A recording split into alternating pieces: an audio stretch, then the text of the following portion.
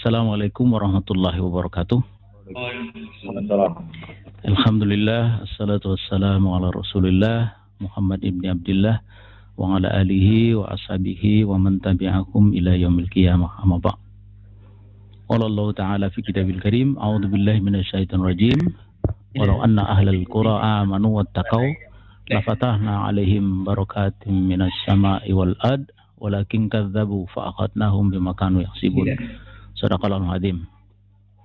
Yang saya hormati Pak Kiai Sahal, Pak Kiai Toha, Pak Kiai Toha Kholili, kemudian tadi ada Kiai Mu'inuddin, kemudian Kiai Bagus ya, Al-Bantani, Majelis Syuro FPI, dan para pemirsa, para pendengar semuanya yang berbahagia rahimakumullah. Saya sependapat dengan apa yang disampaikan oleh Ustadz Muidunillah tadi itu, bahwa revolusi akhlak ini harus disertai atau didasari dengan revolusi iman atau revolusi akidah. Dan beliau tadi katakan bahwa revolusi akidah atau revolusi iman ini akan berperanan pada pembentukan apa yang beliau katakan tadi dengan istilah world view atau cara pandang atau nadratul hayatid dunya, cara pandang kehidupan dunia. Nah, cara pandang kehidupan dunia ini sesungguhnya merupakan jawaban tuntas atas 3 pertanyaan mendasar.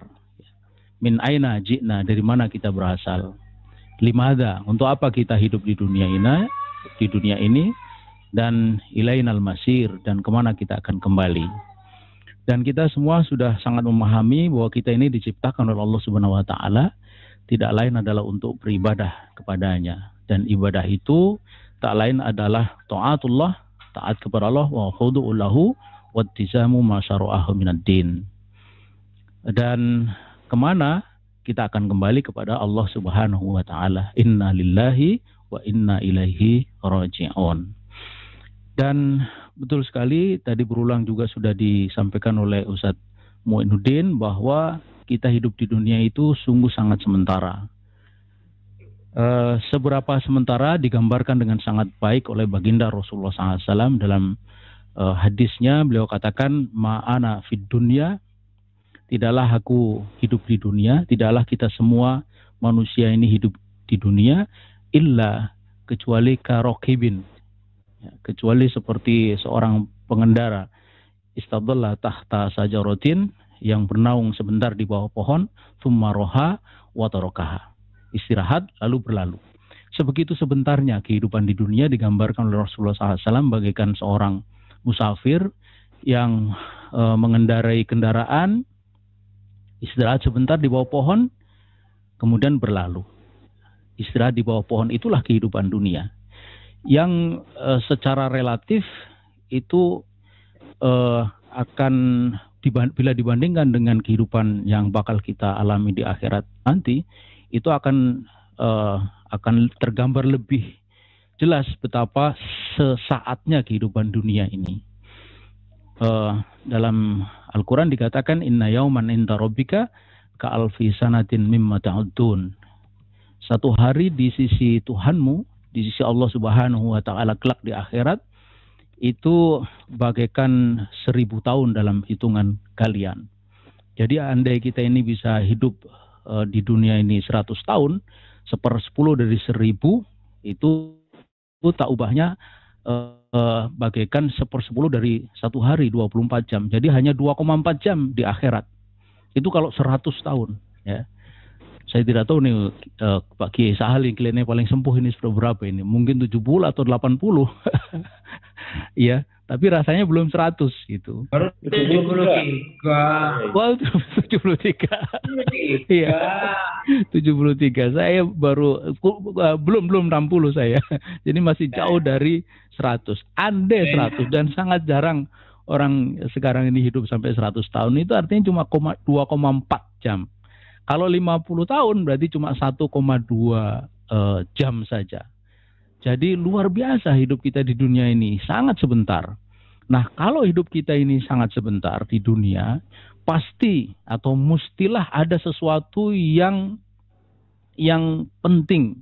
Tidak mungkin tidak ada yang penting di dalam kehidupan kita di dunia ini yang harus kita persiapkan untuk menyongsong kehidupan di akhirat yang kekal abadi itu. Nah, itulah yang semestinya menjadi fokus perhatian kita, perhatian manusia semuanya. Apa itu? Allah Subhanahu wa taala mengabarkan kepada kita, wa tazawwadu fa inna khairuz zadit taqwa. Berbekalah kalian dan sebaik-baik bekal itu adalah takwa. Jadi takwa inilah yang semestinya menjadi point of view, menjadi pusat perhatian kita, kemana seluruh pikiran, waktu, tenaga, perhatian, bahkan hidup kita ini tertuju. Bagaimana mewujudkan takwa itu, yang para ulama menyebut takwa intinya adalah fi'lul wajibat, melakukan seluruh kewajiban, wa tarkul muharramat, dan meninggalkan semua yang diharamkan oleh Allah Subhanahu wa taala. Kenapa takwa? Semua kita sudah paham bahwa takwa inilah yang akan menentukan posisi kita di hadapan Allah Subhanahu wa taala. Allah mengatakan, inna akramakum indallahi atqakum. Bukan karena kekayaannya, bukan karena jabatannya, bukan karena kecakapan wajahnya, bukan karena ilmunya, bukan semua. Kecuali hanya takwa saja. Karena itu semestinya semua hal yang menjadi milik kita itu kita arahkan ke sana, bukan sebaliknya. Ini hari kita menyaksikan bahwa orang untuk meraih apa yang diinginkan, dia melakukan apapun, termasuk mengorbankan takwa. Nah, mengorbankan takwa. Dia ingin meraih jabatan dengan mengorbankan takwa. Dia ingin meraih kekayaan dengan mengorbankan takwa. Bukan kekayaan untuk takwa, tapi takwa untuk kekayaan. Ada teoretikus politik yang paling banyak dikecam ini hari, Machiavellis, karena dia menghalalkan segala cara. Ya, kata dia di dalam satu tulisannya itu, hukum itu boleh ditegakkan sepanjang hukum itu akan melanggengkan kekuasaan Anda. Jadi saya kira apa yang terjadi ini hari itu kurang lebih sedang mempraktekkan apa yang disarankan oleh Machiavellis. Tapi ini hari betul bahwa beliau Machiavellis paling banyak dikecam, tapi paling banyak dipraktekkan. Jadi mengabaikan takwa untuk meraih kekuasaan, mengabaikan takwa, bahkan menjual takwa untuk meraih jabatan, meraih kekayaan dan sebagainya. Itu yang pertama, bahwa takwa itu akan menentukan posisi kita di hadapan Allah Subhanahu wa taala. Yang kedua, takwa pula yang akan memastikan hidup kita itu nanti di akhirat di mana. Hanya ada tinggal dua kemungkinan di akhirat: menjadi bagian dari ashabul yamin, yakni ashabul jannah, atau ashabul simal, golongan kiri, ai ashabun nar. Tidak ada golongan yang ketiga. Memang ada ashabul a'raf, tapi kan di dalam riwayat dikatakan bahwa mereka yang tidak masuk neraka tapi belum masuk surga, pada akhirnya akan masuk surga juga. Jadi hanya tinggal ada dua kemungkinan. Dan pasti bahwa hanya mereka yang betul-betul bertakwa saja yang berada menjadi bagian dari ashabul yamin, ai ashabul jannah. Ya. Allah katakan di dalam surat Az-Zumar, wasiqal ladzina taqaw rabbahum ilal jannati zumara.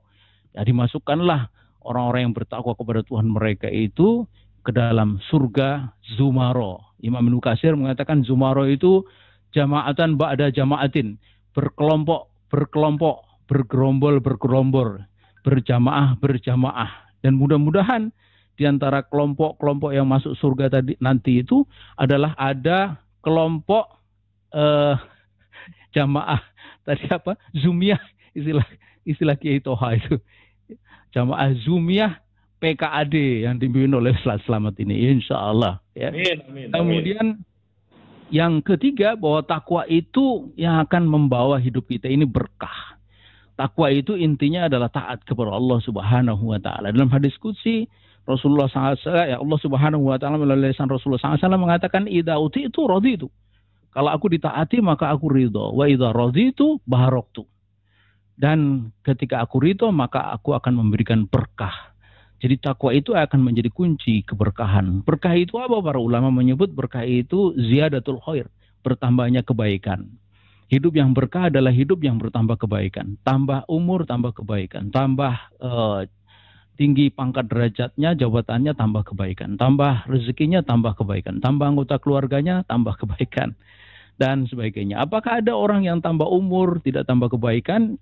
tambah harta kekayaan, tidak tambah kebaikan, sangat banyak bisa kita saksikan di sekitar kita. Ada politikus yang mungkin dia merintis karirnya dari bawah sekali sampai di puncak, ya puncak karir sebagai politikus menjadi ketua umum partai politik, tapi berujung di penjara. Apakah penjara ini sebuah kebaikan? Tentu tidak. Hadirin sekalian, inilah takwa yang akan mengantarkan kita kepada keberkahan. Dan ketika Allah Subhanahu wa Ta'ala sudah memberikan berkah, maka kebaikan itu akan terus berlimpah kepada kita. Dan sampai di sini bahwa sesungguhnya ketika kita membawa diri kita, keluarga kita, dan masyarakat kita itu untuk mewujudkan takwa yang sebenar-benarnya, itu bukanlah urusan kita saja. Tidak berhenti pada urusan pribadi. Salah besar kalau orang yang mengatakan bahwa orang beragama itu urusan pribadi. Tidak. Mengapa? Karena itu pula, karena hal ini pula, karena takwa pula lah yang akan menjadi kunci dari kebaikan negeri, bangsa dan negara, bahkan dunia, sebagaimana Allah Subhanahu wa Ta'ala katakan di dalam surat Al-A'raf pada ayat yang tadi saya sampaikan, walau anna ahlal qura amanu wattaqau lafatahna alaihim barakatim minas sama'i wal ard. Andai penduduk suatu negeri itu beriman dan bertakwa, maka Allah berjanji akan membukakan pintu keberkahan dari langit dan bumi. Itu. Jadi takwa ini urusannya bukan pribadi saja, bukan hanya sebatas keluarga, tetapi urusan bangsa dan negara, bagaimana membawa bangsa negara ini menjadi bangsa dan negara yang baik.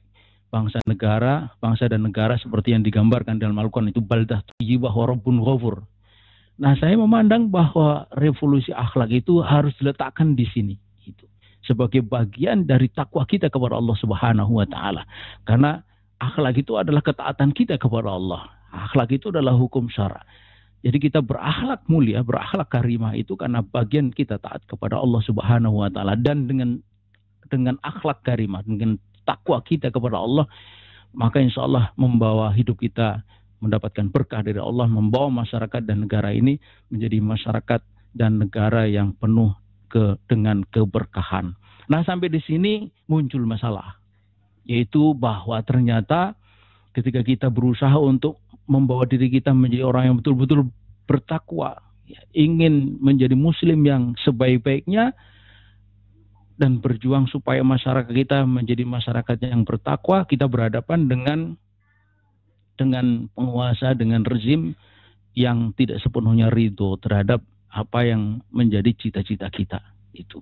Disinilah saya kira apa yang tadi sudah disampaikan oleh para alim, para ulama tadi itu menemukan titik relevansinya. Disinilah perjuangan diperlukan, karena niat baik saja ternyata tidak cukup. Tujuan yang baik dengan konsepsi yang jelas baik itu ternyata juga tidak cukup, karena di sana ada orang-orang yang memiliki cara pandang yang berbeda, world view yang berbeda tadi itu. Jika kita mendasarkan kepada keimanan seperti yang disebut oleh Ustadz Mu'in tadi itu, mereka mendasarkan justru bukan keimanan. Kalau kita mendasarkan kepada sesuatu yang bersumber dari wahyu, justru mereka itu menjauhi wahyu. Nah, mengenai hal ini Ustaz Slamet, saya ingin menyampaikan apa yang menjadi pesan baginda Rasulullah SAW dalam hadis riwayat At-Tabrani. Di sana Rasulullah SAW mengatakan, ala inna rohal islami dairatun, ya, sesungguhnya roda Islam itu terus berputar. Faduru ma'al kitabi khaitudar, maka hendaklah kalian berputar bersama dengan kitabullah, bersama dengan Al-Quran dimanapun dia berputar, dimanapun dia berada. Lalu beliau mengatakan, ala innal kitab wa sultana sayaftarikoni. Ingatlah bahwa Al-Quran dan penguasa nanti akan berpisah. Gitu.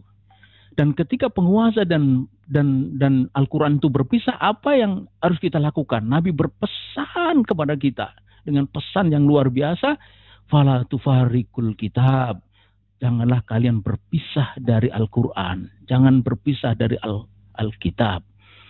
Nah, terus bagaimana penguasa yang menjauh dari Al-Quran itu? Nabi mengatakan, ala innahu sayakunu alaikum umara'u.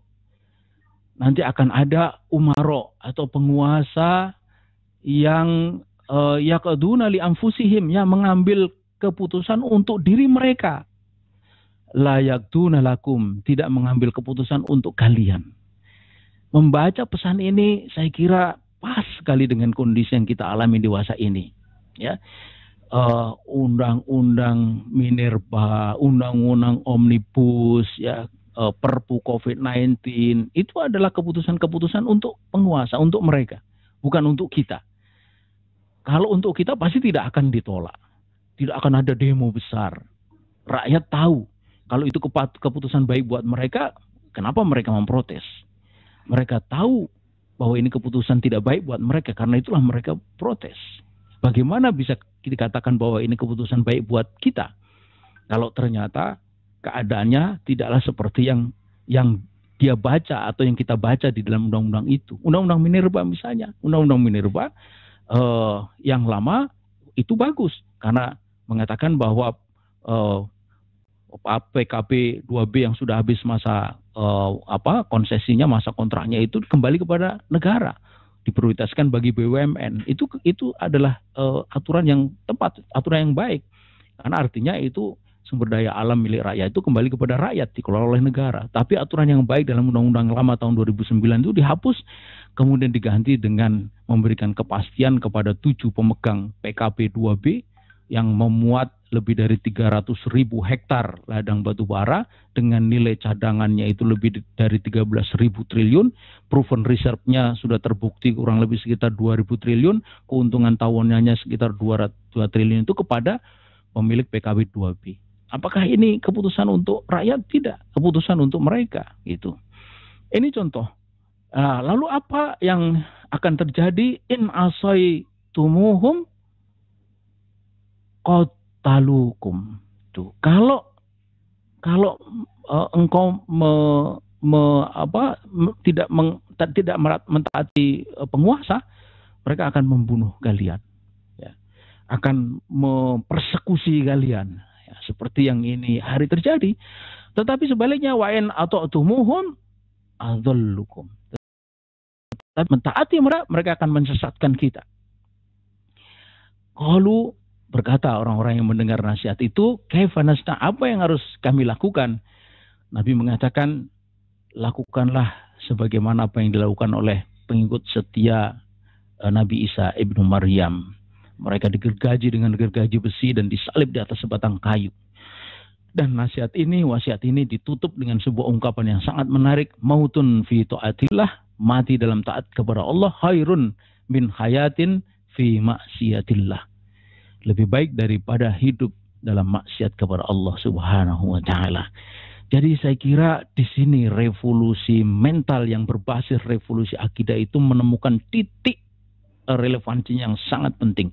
Bagaimana kita menjadi manusia-manusia yang betul-betul taat kepada Allah dan tegas mengatakan bahwa mati dalam taat kepada Allah lebih baik daripada maksiat kepadanya. Karena itulah hidup untuk mewujudkan ketaatan kepada Allah, mewujudkan pribadi yang taat, mewujudkan keluarga yang taat, mewujudkan bangsa dan negara yang taat kepada Allah. Karena hanya dengan taat kepada Allah, keberkahan itu akan tiba. Dan ketika Allah sudah memberikan keberkahan, dalam hadis tadi itu disebutkan laisa fi barakati nihayatun, dan tidaklah dalam berkahku itu batas. Jadi melimpah ruah, seperti melimpahnya keberkahan kepada Nabi Ibrahim alaihissalam, berupa banyak sekali keberkahan di sana, diantaranya adalah sumber Zam-Zam yang sudah lebih 3.500 tahun itu tidak habis-habis sampai ini hari. Itulah keberkahan yang tidak ada batasnya. Andai negara kita ini betul-betul bisa mewujudkan iman dan takwa yang sebenarnya kepada Allah, maka insya Allah situasi buruk seperti yang kita alami ini tidak akan terjadi. Kalaulah ada persoalan itu cepat terselesaikan dengan sebaik-baiknya, bukan seperti sekarang ada persoalan bukan selesai tapi timbul persoalan baru, begitu seterusnya sampai akhirnya kita tidak tahu lagi mana ujung mana pangkal, karena persoalan itu sudah berkelit berlindan seperti benang bundet yang tidak bisa lagi diurai dengan mudah. Disitulah saya kira perjuangan kita menemukan titik yang sangat penting, bagaimana kita menghadapi berbagai hal yang berpangkal pada kerusakan cara pandang tadi itu. Kalau dalam bahasa Kiai Toha itu dhaful iman, kelemahan iman, dhafus saqafah, ya kan? Dhaful himmah, itu kelemahan semangat ya, di dalam perjuangan untuk kembali kepada apa yang ditetapkan oleh Allah Subhanahu wa taala.